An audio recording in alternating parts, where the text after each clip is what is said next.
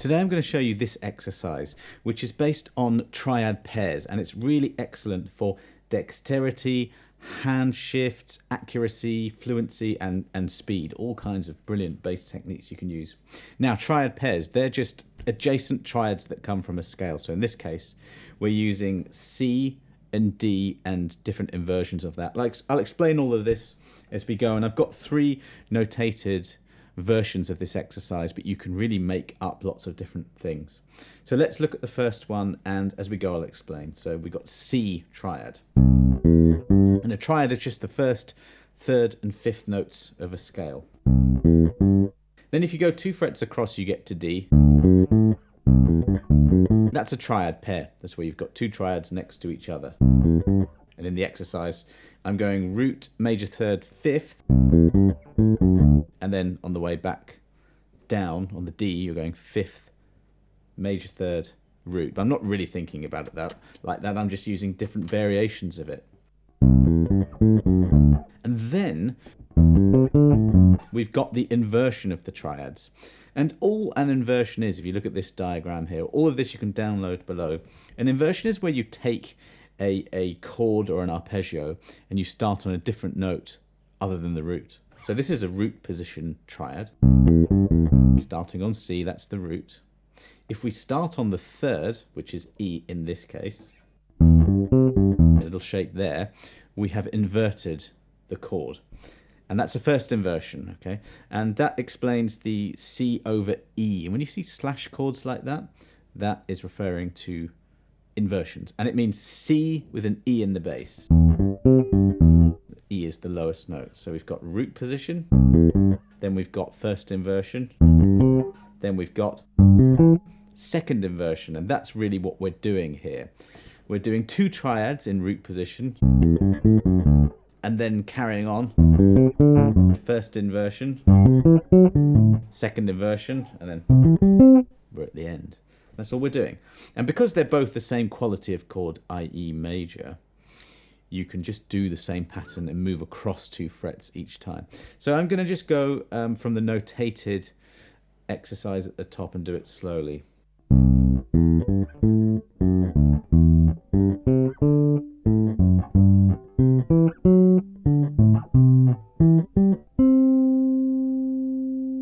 So you can just download this and follow this exactly. We've got the root position. And I'm using fingers 2, 1 and 4. That's a very good stretch in the first place. And then we've got a nice fluid, confident hand shift. This time we're starting on the little finger, on the 5th of the D. And then for the inversion, I'm using fingers 3 and then 1, 1. That's a little bar situation there, where you just fret 2 notes on adjacent strings with 1 finger. So I've got fingertip on fret 5 of the D string, and then you're rolling the finger down that first crease onto the 5th fret of the G string. Shift up 2 frets, go back the other way, and then we've got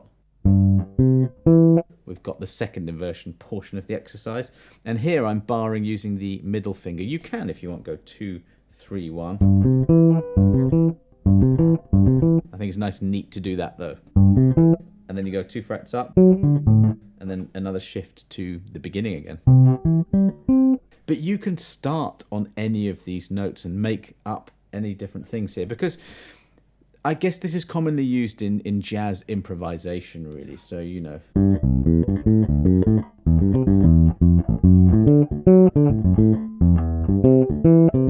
You can make different phrases up using different rhythms and maybe chromatic notes in between if you like. You can just follow the exercise, or you could embellish it and make your own thing up. The next one is in 6/8, which is 1, 2, 3, 4, 5, 6. That's 1 bar. It falls quite nicely under the fingers to do that.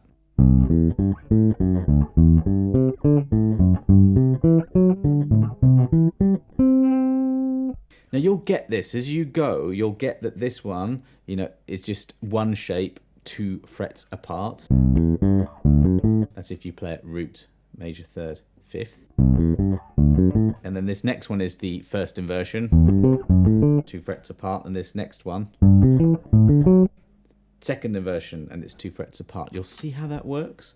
And then once you have the shapes down, that's where you can start to go in between the notes in different orders.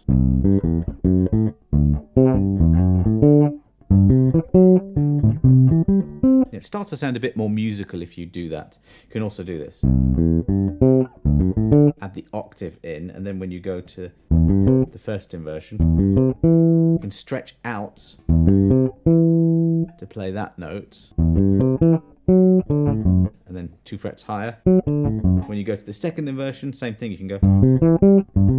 When you do this, you've got to stretch out a little bit. It's a bit tricky. But when you do the second inversion, it fits under the finger very nice. It's just that little finger there.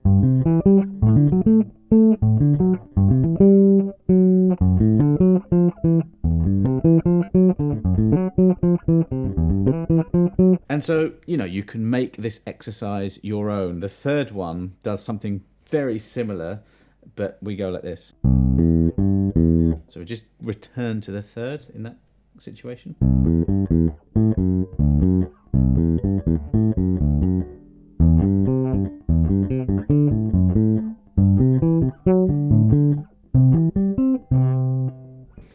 So this is just me notating a few of the ideas I had, and I'm sure you can think of other ideas.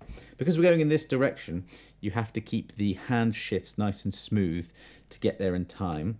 There's obviously a bit of plucking going on, and there's sometimes some raking, which is where you do this. You pluck one finger down in this direction, down in pitch.